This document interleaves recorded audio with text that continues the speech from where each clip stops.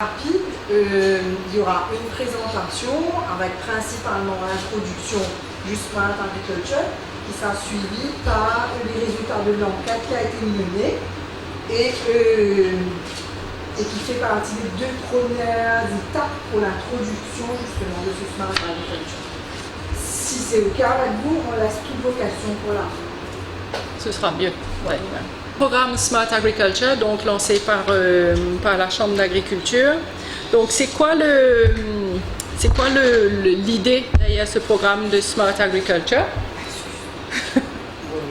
C'est venu d'un constat que nous avons eu des membres qui sont producteurs de la Chambre d'agriculture et aussi des consommateurs qui voulaient un changement et qui voulaient avoir des produits différents. Donc nous avons mis en place le programme Smart Agriculture qui est un mode de production qui sera différent pour optimiser les résultats économiques, les résultats de la production des planteurs, tout en maintenant des qualités sur le produit qui vont être meilleures et aussi en réduisant la quantité de substances chimiques qui va être utilisée, donc limiter leur impact sur l'environnement et avoir des produits plus sains. Donc c'est quoi le programme Smart Agriculture? C'est de l'agriculture raisonnée. C'est aussi donc une agriculture qui va nous permettre de réduire l'utilisation de produits chimiques, de répondre aux attentes des consommateurs. C'est un peu un mélange entre une agriculture intensive et une agriculture biologique. C'est un mi-chemin entre les deux. Donc c'est ce qu'on appelle vraiment de l'agriculture raisonnée. C'est un retour un peu vers les sources.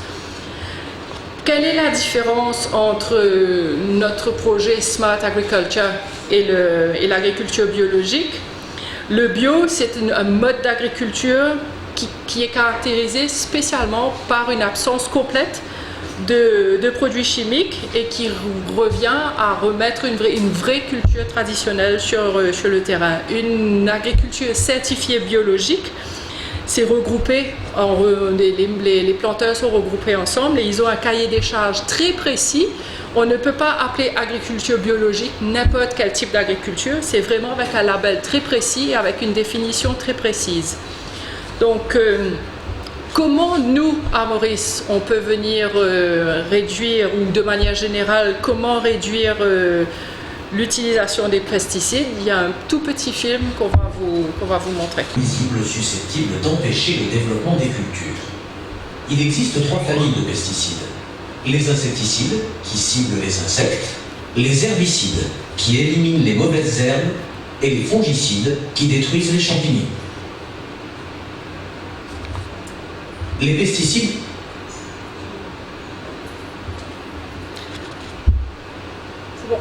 Donc maintenant, on a fait un petit... je trouve que c'était important qu'on puisse avoir un état des lieux de l'agriculture à Maurice. Donc c'est quoi aujourd'hui l'agriculture vivrière à Maurice? Environ 115 000 tonnes de légumes qui sont produits sur une surface totale d'environ 8 500 hectares. Donc les deux chiffres de la production et de la surface cultivée, comme vous voyez sur le graphe, évoluent de manière parallèle dans les années 2012 environ, sauf une année en 86 où ce ne fut pas le cas, mais c'est un cas assez lointain. Mais à partir de 2012, on voit qu'il n'y a plus cette corrélation exacte entre les surfaces et la production. Et au contraire, il y a une tendance à s'inverser et donc les surfaces vont en augmentant, mais l'utilisation des produits, contraire l'inverse. La surface va en diminuant et l'utilisation de produits chimiques va en augmentant. On ne va pas aujourd'hui pouvoir vous donner de réponse sur les raisons de cet inversement, mais ce serait une occasion de faire un travail plus approfondi sur ce changement d'évolution. L'agriculture vivrière est aujourd'hui un secteur économique assez important, malgré qu'on dise que l'agriculture aujourd'hui a très peu d'avenir, mais je pense que c'est un secteur économique important. Et environ entre 8 000 et 11 000 agriculteurs existent à Maurice. D'où le fait que c'est quand même une population quand même assez importante. La variation du chiffre démontre qu'il y a quelque chose qu'il faudra faire auprès de l'enregistrement des planteurs. Dans nos études que nous avons faites, on se rend compte qu'il y a que ces 8000 entre 11 000 agriculteurs embauchent environ en moyenne 5 employés occasionnels quand il y a beaucoup de travail au moment des récoltes ou des pics de récolte de culture. 18% ont en moyenne une personne de leur famille qui travaille dans leur propre exploitation, donc ce qui veut dire que ce sont des exploitations petites et familiales. Ou sinon, il y a 40% qui embauchent en moyenne 4 employés en permanence. Donc on a beau dire qu'il y a 8000 agriculteurs, si on pouvait faire une extrapolation, ça représenterait entre 30 000 et 40 000 emplois directs dans la culture vivrière. Donc c'est quand même assez important. Dans notre idée d'introduction du projet Smart Agriculture, il y a plusieurs étapes sur lesquelles on s'est penché et sur lesquelles nous trouvons qu'il soit essentiel de respecter pour pouvoir avoir un projet qui va avoir une réussite sur le long terme. L'agriculture est quelque chose de lent. Il ne faut pas s'attendre à avoir des résultats du jour au lendemain. L'agriculture, c'est de la production à long terme, donc il nous faut agir par des étapes strictes et précises. La première que nous avons identifiée, c'est de faire un état des lieux sur les études des pratiques des agriculteurs. La deuxième, c'est d'évaluer l'utilisation donc des produits chimiques et des produits phytosanitaires par les planteurs aujourd'hui. Ensuite, il nous faudra lister des utilisations concrètes faites par les agriculteurs et comment on va pouvoir faire pour venir faire évoluer et faire changer ces pratiques agricoles. Et ensuite, nous avons pensé mettre en place des fermes pilotes sur lesquelles on va démontrer qu'il y a moyen de faire un changement et qu'il y a moyen d'aller vers quelque chose de différent et pas la démonstration. Donc les 2 premières étapes ont été faites. Donc l'enquête de terrain qu'on a menée, c'est une enquête auprès de 300 agriculteurs dont le nombre est assez représentatif de la communauté des planteurs et qui ont aussi été sélectionnés pour être la représentativité en fonction des légumes produits, mais en fonction des régions et des superficies autour de l'île. Je vous ai parlé de 8500 hectares, donc les 300 agriculteurs sont répartis dans les 4 zones géographiques principales de production de l'île et en fonction de leur type de production de légumes, nous avons enquêté dans des endroits très spécifiques chez des agriculteurs qui ont une tendance à produire un légume spécifique. Donc 300 agriculteurs, sur la majorité des légumes produits à Maurice, nous en avons identifié 11. Quelles sont les caractéristiques donc de ces planteurs? Donc je précise, ces 300 planteurs, on pense seraient représentatifs de la communauté totale des agriculteurs à Maurice. Presque 60% d'entre eux ont plus de 60 ans. Donc c'est une population qui est assez âgée. Ils font en général leur pratique agricole en fonction de leur propre expérience personnelle. Et d'où l'importance qu'il faut qu'il y ait un appui technique du FAREI très très important pour pouvoir améliorer leurs connaissances. On ne peut plus aujourd'hui, dans une agriculture qui devient de plus en plus importante pour la population, toujours se dire qu'on va faire que du bouche à oreille. Les collaborations dans la famille, c'est très important, puisqu'on a vu tout à l'heure qu'ils travaillaient en famille. Et le point qui paraît important et qui nous est ressorti dans notre enquête, c'est que peu de ces agriculteurs sont vraiment propriétaires de leur terre où ils n'ont pas de bail très long. Et ce sera très important pour la suite du programme et surtout dans les propositions que les autorités vont vouloir mettre en avant dans un proche avenir. Comment est-ce que les planteurs perçoivent les pesticides? Ils utilisent la grande majorité des produits chimiques, donc les pesticides, de peur simplement que des maladies s'installent. Donc c'est pratiquement des traitements en prévention. Ils ne voient pas la maladie, mais ils utilisent le produit en prévention au cas où il y ait la maladie, puisqu'ils disent que si la maladie s'installe, ce sera impossible de s'en débarrasser. Donc dans ce graphe, vous voyez qu'il y a beaucoup de traits noirs qui viennent démontrer qu'il y a beaucoup de choses à faire et qu'il y a une incompréhension sur l'utilisation des produits chimiques et qu'il faut vraiment venir changer cette perception qu'ils ont des produits chimiques. En général, ils pensent que le pesticide est considéré comme un médicament. Donc, et c'est vraiment le mot médecine qu'ils ont toujours utilisé et c'est très très important qu'il va falloir venir travailler dessus pour changer cette perception. Mais aussi, du fait qu'ils ont travaillé souvent de bouche à oreille, ils se retrouvent souvent dans des impasses techniques et ils ne savent pas comment faire pour produire autrement. Donc il y a moyen de pouvoir changer quelque chose. Au niveau de l'utilisation même des produits chimiques, quand on a enquêté auprès de ces 300 agriculteurs, on a remarqué qu'il y a plus de 60 substances actives qui sont utilisées. Certaines de ces substances ont été interdites depuis 2 ou 3 ans par le Dangerous Chemical Control Board, d'autres depuis un petit peu plus longtemps. Et donc, il y a une utilisation naturelle de ce type de produits. Et 60 produits, c'est vraiment, à notre avis, un petit peu trop. Il y a moyen de pouvoir revenir changer cela. Donc les planteurs ont envie de changer. Ils disent qu'il faut travailler un petit peu plus sur la commercialisation et sur les services conseils. Ils ne sont pas suffisamment encadrés sur l'usage des produits chimiques. Ils sont souvent sollicités sur le terrain même par les vendeurs de produits qui leur proposent quelque chose directement pour répondre à leurs problèmes qu'ils ont systématiquement sans vraiment comprendre qu'est-ce qu'il y a derrière le produit. Donc ce sont des traitements qui sont directs et faits sur le terrain. Il existe de très nombreux points de vente, comme dans les produits chimiques sont vendus en quincaillerie. Donc là, le conseil aussi n'est pas le même que si c'est un vendeur de produits qui est identifié par le distributeur ou si c'est vendu dans une quincaillerie. Donc à ce moment-là, le conseil n'est pas le même. Donc encore une fois, l'amalgame est très important entre un fongicide par exemple qui va venir tuer les champignons, puisque s'il va venir tuer les champignons, on va dire que c'est des vitamines pour la plante. Les produits chimiques, comme je vous ai dit, sont utilisés de manière préventive.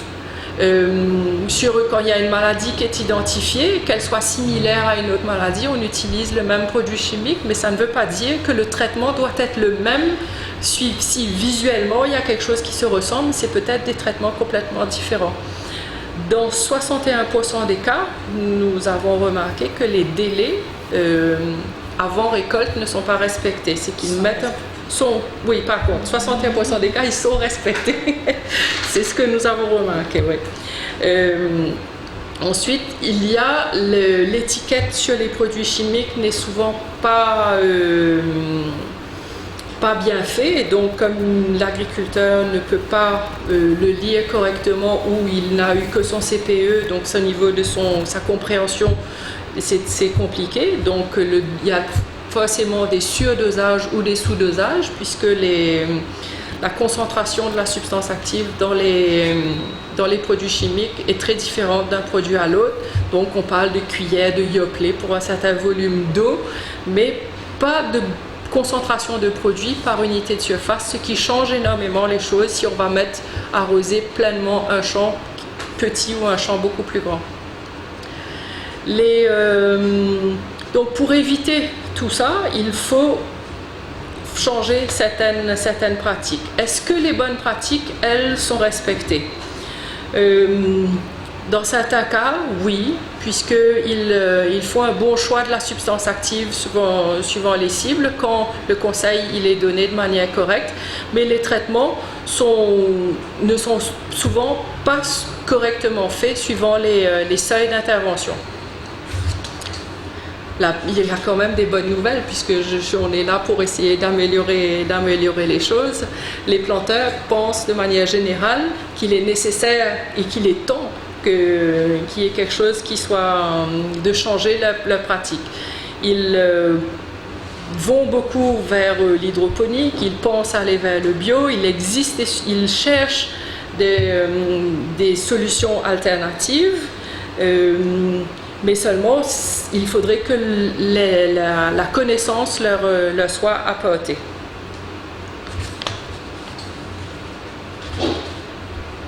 Donc ceux qui disent qu'ils veulent changer leur pratique agricole, en général ils ont besoin, c'est de formation. Le FAREI devrait être beaucoup plus souvent sur le terrain puisque c'est l'interlocuteur principal des agriculteurs. Ils ne cherchent pas souvent des incentives financiers, mais ils veulent comprendre, ils veulent qu'on leur apporte des solutions, qu'il y ait de l'exemple concret qui leur soit apporté ou qu'il y ait un suivi sur le terrain pour qu'ils puissent voir de visu quels sont les changements possibles et comment les adapter sur leur propre terre. Ils cherchent à ce qu'on leur apporte des idées différentes, donc l'accès à des pièges, à un fumier ou à des biopesticides, ce sont eux des solutions pour les aider à pouvoir changer leurs pratiques agricoles. En général, ils se disent que pour passer de leur agriculture traditionnelle et aller vers de l'agriculture raisonnée, ils ont besoin d'un modèle pour pouvoir réaliser qu'il y a la possibilité de faire un changement et ils ne comprennent pas toujours qu'il y aura une réduction des coûts puisqu'on va réduire les intrants. Alors, comment on va pouvoir faire pour réduire efficacement l'usage des produits chimiques et des pesticides? Aujourd'hui, l'encadrement sur l'usage des produits chimiques est absolument nécessaire. Il faut aujourd'hui accompagner les producteurs sur le terrain pour réduire cette utilisation, donc un encadrement précis, et ensuite pour répondre au moment où il y a une production à un besoin des consommateurs, c'est de valoriser le produit agricole qui sera issu de ces pratiques, de ces changements de pratiques agricoles. Comment encadrer l'usage des produits chimiques? Il faut éviter à tout prix la banalisation des produits phytosanitaires. Faire comprendre que ce n'est pas un médicament, mais que c'est un vrai produit chimique. Développer une base de données sur l'utilisation exacte de ces produits par légumes, par maladie ou par substance active, d'encadrer cela par une réglementation. Aujourd'hui, quelqu'un qui utilise le produit chimique, n'importe qui peut le faire, ça demande un encadrement. Il faudrait qu'il y ait des certificats pour acheter un produit chimique, c'est quand même un produit qui peut nuire à la santé, et comment l'utiliser, aider les agriculteurs avec un système de formation pour qu'ils utilisent correctement les produits. Les vendeurs également qui sont sur le terrain, s'ils sont encadrés correctement, ils pourront conseiller les agriculteurs à l'utilisation de produits chimiques. Donc nous proposons qu'il y ait un accompagnement à travers un système de ferme ou qu'il y ait une personne qui va encadrer les planteurs. Ou en fonction du suivi qu'il va y avoir avec les planteurs, où on aura 3 niveaux auxquels les planteurs vont pouvoir réduire cette utilisation de produits chimiques. Donc un premier niveau, un deuxième et un troisième niveau. Je vous donnerai un petit peu en détail les 3 niveaux. Donc le premier niveau, c'est juste de rompre avec des habitudes de traitement préventif. C'est de dire, on arrête le traitement systématique. On vient vraiment regarder les dosages qui sont nécessaires en fonction de la substance active, en fonction de la concentration de la substance active, et on essaye de faire une meilleure observation de ces cultures sur le terrain. Et là, uniquement avec ces méthodes-là, nous allons pouvoir réduire assez rapidement les habitudes de traitement préventif et de réduire très rapidement l'usage dans ce premier niveau. Dans le deuxième niveau, il faut mettre en place des techniques qui seront simples et qui seront efficaces. C'est de limiter l'utilisation des traitements chimiques, mais d'utiliser à ce moment-là des traitements des traitements biochimiques, pas biochimiques, des produits d'origine biologique, ou d'utiliser de la lutte biologique. Certains petits pucerons peuvent avoir des effets positifs sur des agresseurs, et donc de vraiment faire une meilleure observation de son environnement. Ça aidera ce sera une étape supplémentaire pour encore une fois réduire un deuxième niveau, c'est l'utilisation des produits chimiques. Le niveau 3, qui est un niveau qui sera plus long sur une adoption d'une stratégie à plus long terme, c'est de mettre en place vraiment une vraie agroécologie. C'est utiliser tous les leviers qui sont possibles pour réduire drastiquement et durablement l'usage des pesticides. L'agroécologie permettra de faire tout ça. C'est d'utiliser des variétés qui sont importantes et qui sont faites pour être plantées dans les régions où elles doivent être plantées. D'utiliser des mélanges de variétés qui nous permettront d'apporter, une variété va apporter quelque chose de positif à une autre variété. On vous expliquera à un autre moment exactement quels sont tous les avantages de l'agroécologie. Une des peurs des agriculteurs, c'est une fois qu'ils ont produit un légume, en ayant diminué l'utilisation de produits chimiques, où ils pensent qu'ils auront un moins bon rendement et que le produit va être plus cher. Donc il faut trouver des moyens pour valoriser ces produits. Donc nous, on se dit qu'il faut mettre en avant le fait que ces agriculteurs ont eu une démarche différente et qu'il faut différencier le produit sur le marché et qu'il faut qu'il ait une valeur meilleure puisqu'il sera un produit beaucoup plus sain. Donc la certification et des normes de qualité vont être importants pour les agriculteurs pour qu'il y ait quelque chose de positif qui lui soit apporté dans son changement et son évolution. Donc il faut le rassurer qu'il va avoir un consommateur qui va avoir des marchés pour pouvoir redistribuer son produit. Il faut aussi rassurer le consommateur puisque avec un programme de certification, le consommateur sera plus apte à comprendre qu'est-ce qu'il y a derrière la production d'un légume et qu'il faut qu'il sache qu'est-ce qu'il va manger. Juste un petit mot sur donc, les fermes pilotes que nous allons mettre en place, qui vont être déterminants pour rassurer les autres producteurs, mais aussi les consommateurs. Il y aura 2 réseaux d'une dizaine de fermes, des petits agriculteurs encadrés par le FAREI, d'autres producteurs plus gros encadrés par la Chambre d'agriculture. Donc nous aurons des échelles de production différentes et des types de légumes différents, ce qui nous permettra d'avoir des indices qui pourront être partagés parmi tous les agriculteurs qui feront partie de ces fermes pilotes. Il est essentiel que pour que ça fonctionne et qu'il y ait un effet domino sur les autres producteurs, il faut que les producteurs doivent être volontaires à ce programme et qu'il y ait un engagement à long terme.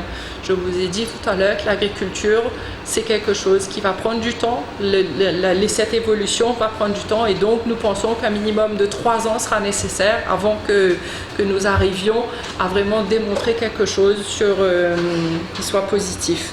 Il faut qu'il y ait un engagement participatif, un travail commun de tous les acteurs de la filière et qu'on arrive à trouver des solutions ensemble et surtout des solutions innovatrices. Donc nous sommes aujourd'hui arrivés à la phase 2 de notre programme. Nous avons donc fait la première étude sur ces 300 agriculteurs. Nous avons un état des lieux et actuellement nous sommes en train de mettre en place cette phase 2 qui sont les 2 réseaux de fermes pilotes. Nous avons le soutien de l'Agence française de développement, l'encadrement technique du CIRAD de la Réunion, un soutien financier, mais également un soutien logistique et de connaissance de ce qui se passe à la Réunion. Pour que tout cela fonctionne dans le meilleur des mondes, allons être très positifs. Je pense qu'il y a 4 grands axes d'intervention sur lesquels on va devoir travailler en dehors de la mise en place de ces fermes pilotes qui, elles, vont être la démonstration concrète sur le terrain de ce qui peut se faire. Donc la première étape, c'est qu'il faut actualiser et renforcer les lois qui existent pour mettre en place des procédures, l'enregistrement des planteurs, l'encadrement et l'homologation des produits, des pesticides, des produits chimiques, avoir un système de contrôle, qu'il y ait de renforcer les contrôles à la douane, qu'il y ait un format pour lequel il va falloir vendre les produits chimiques parce qu'aujourd'hui, n'importe qui peut acheter ce genre de produits et les utiliser n'importe comment. La deuxième étape que nous pensons très importante pour la réalisation de ce programme de Smart Agriculture, c'est qu'il y ait des mises en place de formation et de sensibilisation. Des formations ciblées pour les agriculteurs, mais également pour les utilisateurs de produits phytosanitaires, mais également pour les consommateurs. Il faut que tout le monde dans la chaîne puisse être au courant exactement des changements qui sont nécessaires et des différentes formules qui sont utilisées par les agriculteurs pour arriver à un produit qui sera mis sur les étals. Mettre en place, la troisième étape, c'est mettre en place des programmes de certification. Je vous ai parlé de la valorisation du produit. Il sera très important qu'un produit puisse être mis à sa juste valeur sur les étals et les consommateurs puissent être au courant exactement qu'est-ce qu'il y a derrière la production d'un produit. Donc des programmes de certification qui aujourd'hui sont essentiels pour valoriser ce type de produit. Et la commercialisation, il faut qu'il y ait une traçabilité. Aujourd'hui, un produit que vous achetez au bazar, vous ne savez pas qui l'a produit, qu'est-ce qu'il y a eu dessus. Donc c'est essentiel qu'on puisse savoir exactement d'où viennent nos produits. C'est une hygiène de vie qui est très simple, mais qui pourtant aujourd'hui doit être valorisée et doit être mise en place.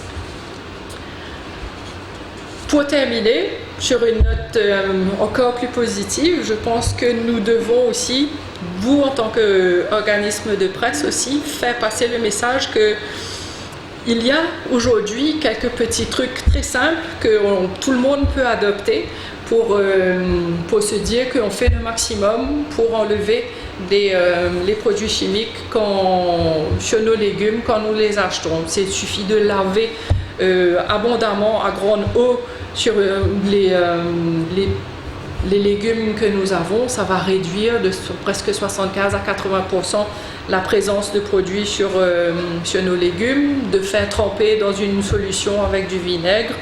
Et puis, si vous regardez sur Internet, il y a beaucoup d'options qui nous sont possibles.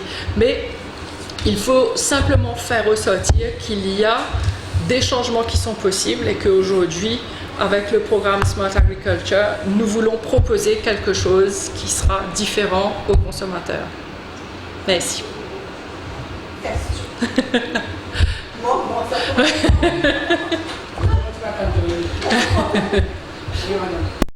Et quelle serait la différence entre le système IPM, Integrated Pest Management de la RE, et le projet Smart Agriculture?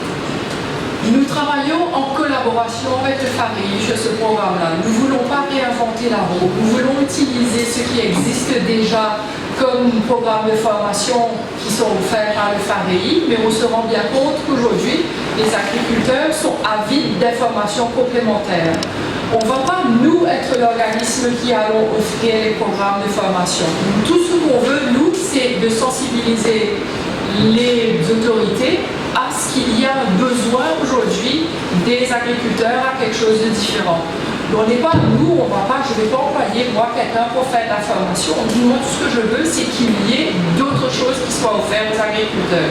La Chambre d'agriculture sera un organisme de lobby pour proposer et pour pousser les autorités à ce qu'il y ait des changements qui soient mis en place. Pas de problème, on est là. Les pesticides sont dangereux, les pesticides sont en vente libre un peu partout dans le pays et ils sont même distribués gratuitement dans le ministère de l'Agro-Industrie à tout le monde, à vous, à moi, à tout le monde, tout le public qui a des pesticides. Alors comment peut-on proposer Smart Agriculture dans un tel contexte? Je redis ce que j'ai dit au début. Notre première étape est un état des lieux. C'est un constat que nous avons fait sur les différentes pratiques culturelles qui existent aujourd'hui dans la communauté des planteurs. Tout ça pour répondre à un questionnement des consommateurs qui est un consommateur lambda qui dit bon, il y a des cocktails de produits qui sont mis sur les légumes, qu'est-ce qu'il faut faire pour changer? Comment est-ce que nous, aujourd'hui, on peut proposer quelque chose de différent? Moi, ce qu'on propose à travers le programme Smart Agriculture, c'est d'attirer l'attention du public, des autorités, sur des pratiques qui auraient pu et qui doivent être changées. Nous, ce qu'on veut, c'est de dire que nous pouvons, il existe des méthodes alternatives de production, il existe des moyens différents de produire qui nous permettront de diminuer l'utilisation de produits chimiques tout en produisant, en gardant une rentabilité économique sur les différentes parcelles et en se disant qu'on va offrir un produit plus sain aux consommateurs. C'est uniquement de proposer une méthode alternative. Les 8 000 agriculteurs ne pourront peut-être pas changer du jour au lendemain. Ceux qui seront volontaires au départ feront partie de cette nouvelle aventure et de cette ère de transition pour aller vers un produit qui sera lui de plus en plus sain. Et au fur et à mesure, en faisant la démonstration par l'exemple, on arrivera à changer les pratiques culturelles de tous les agriculteurs. C'est un programme à long terme, c'est un programme qui visera à changer petit à petit la perception et la manière de produire des planteurs. Le FARI est partenaire dans ce projet-là. Lui-même, il se remet en question. L'Université de Maurice aussi devra se remettre en question. Les écoles de formation technique aussi devront se remettre en question, puisque nous devons aujourd'hui répondre à un besoin des consommateurs qui est, nous voulons un produit avec un produit où on aura une certaine garantie de produits chimiques à moindre risque dedans. Donc il va falloir que tout le monde se pose des questions et que tout le monde vienne avec des solutions différentes. Et le FARI est partenaire de cette nouvelle aventure. Est-ce que les projets pilotes ont déjà commencé? Non, nous venons simplement de terminer cette première phase. Et nous sommes actuellement dans le process d'identifier les 10 petits agriculteurs et également les 10 gros qui feront partie de cette nouvelle aventure, mais également le financement. Il faut croire que d'aller rechercher de l'expérience de partenaires étrangers, c'est quelque chose qui va nous demander une certaine somme, et donc nous sommes à la recherche de financement. Donc le time frame pour le début du projet, c'est... Moi j'espère avant dans 2-3 mois, je suis assez positive. Et les premiers produits, ça va être labellisé directement parce qu'on puisse... On ne peut pas labelliser un produit. Aujourd'hui, la législation mauricienne il n'existe pas de cadre légal à ce stade pour pouvoir donner un label spécifique à un produit. La création d'un label va prendre du temps. Certains produits sont labellisés bio à Maurice, puisqu'ils ont cherché des certifications étrangères. Mais dans la législation locale à Maurice, il n'y a pas de labellisation. Comment est-ce que le consommateur là, va se poser la question, comment je vais reconnaître un produit qui est de la smart agriculture, de l'agriculture dite traditionnelle? J'ai pas moyen, sur la tomate, il y aura quelque chose, un sticker, il y a quelque chose qui va me dire que ça sort de la smart agriculture. C'est quelque chose qui va venir dans le processus de notre programme. La mise en place d'un label demande un cahier des charges très précis, demande des critères qui doivent être adoptés par les planteurs et qui sont aussi des critères qui sont acceptables par la communauté des planteurs, mais aussi acceptables par les planteurs, par les producteurs et les consommateurs. Donc c'est un travail collaboratif qui sera demandé et qui ne pourra pas se répondre en l'espace des 2-3 mois. C'est quelque chose qui va prendre un processus qui sera normal, tout en le faisant de manière concertée avec toutes les parties prenantes. Mais est-ce que ça va baisser les prix des légumes, ça va augmenter les prix des légumes? D'où la raison de faire des fermes pilotes. Les fermes pilotes, c'est un moyen de démontrer que nous pouvons avoir quelque chose qui sera un produit qui sera sain, offert aux consommateurs avec un prix qui est abordable pour tout le monde. Aujourd'hui, si nous avons un chou-fleur, par exemple, qui est très joli, qui est paumé, qui est magnifique et qui est là, gros comme ça, et qui est recherché par les producteurs, il faut se demander qu'est-ce qu'il y a derrière ça. Est-ce qu'il est fertilisé? Est-ce qu'il est beaucoup de produits chimiques? Donc il faut se poser ces questions-là. Est-ce que si on offre un chou-fleur qui est un tout petit peu plus petit parce qu'on aura réduit l'utilisation de certains produits, est-ce qu'il sera tout autant accepté par les consommateurs? C'est le consommateur aussi qui est celui qui va trancher, qui va couper sur cette problématique dans le futur. Donc tout est un travail collaboratif sur le long terme. On a parlé beaucoup des pesticides comme un consigne principal, mais justement vous avez évoqué les fertilisants. Et donc je voulais savoir si l'étude menée prenait en compte aussi les fertilisants dans le mode d'agriculture. Notre enquête, nous l'avons menée uniquement sur les pesticides. C'est un moyen de savoir quel est l'état de santé de notre sol et quel est l'état quelles sont les connaissances, le niveau des connaissances des agriculteurs. Donc c'est un outil. Quand on mettra en place le programme d'agroécologie où on va venir offrir des leviers différents, automatiquement tous les intrants seront regardés. Ce sera l'eau, ce sera tous les produits chimiques, soit fertilisants, soit pesticides.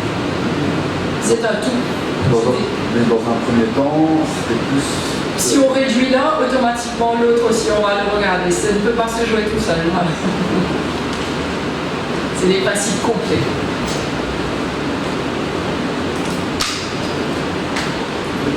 Au niveau des fermes témoins, j'ai cru comprendre qu'il y avait déjà au niveau de la FARE des projets de fermes témoins sur Corpus. Justement, je voulais savoir si c'était en ce sens.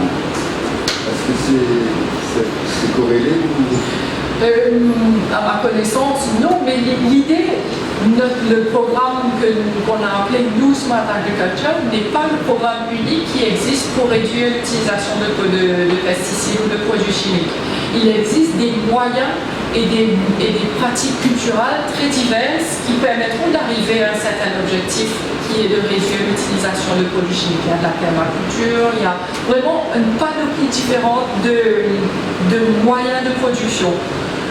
Nous, ce qu'on dit, c'est qu'il existe aujourd'hui plusieurs types de production qui nous permettent de réduire l'utilisation de produits chimiques. On propose le système de l'agroécologie qui est celui qui va tenir en compte de manière la plus large possible, sans beaucoup de moyens d'investissement, des produits naturels qui existent, en faisant de l'agriculture biologique ou en amenant certaines bandes fleuries où il y aura des coccinelles qui vont venir manger des pucerons. Ce sont des choses très simples que nos grands-parents utilisaient et qu'on a oubliées, mais qui sont des solutions pratiques, rapides, sur lesquelles on va pouvoir se pencher pour amener des solutions différentes pour les planteurs.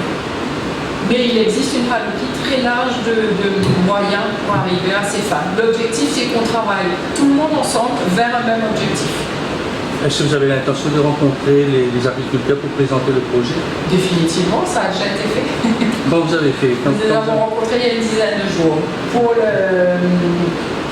puisqu'ils ont été enquêtés, puisqu'on les a sollicités pour notre travail. Donc on les a rencontrés il y a une dizaine de jours pour leur expliquer les résultats de notre enquête. Quelle a été leur réponse? Mais très positif. Ils se disent qu'il y a une obligation aujourd'hui de changer. Nous devons répondre aujourd'hui aux besoins des consommateurs et donc ils attendent avec impatience la suite. La révolution est en marche. Est-ce qu'on a une idée de quand est-ce que... C'est un travail à long terme. Quand j'ai commencé le projet, il y a presque un an aujourd'hui, je me suis dit, j'espère avoir tout fini dans 9 ans, 3 quarts, pour ne pas dire 10 ans. Mais vous êtes vous-même conscient que changer une loi à Maurice, ça prend du temps, de mettre en place un label, ça va demander de la concertation. On peut imposer très rapidement et créer quelque chose et de le mettre et dire voilà, une loi, c'est faisable. Mais est-ce qu'elle sera acceptée par tout le monde s'il n'y a pas de concertation? Je ne pense pas. Donc on travaille énormément avec le ministère de l'Agro-Industrie dessus pour qu'il y ait la concertation et que ce soit quelque chose qui soit fait de manière à ce que tout le monde soit partie prenante de la décision.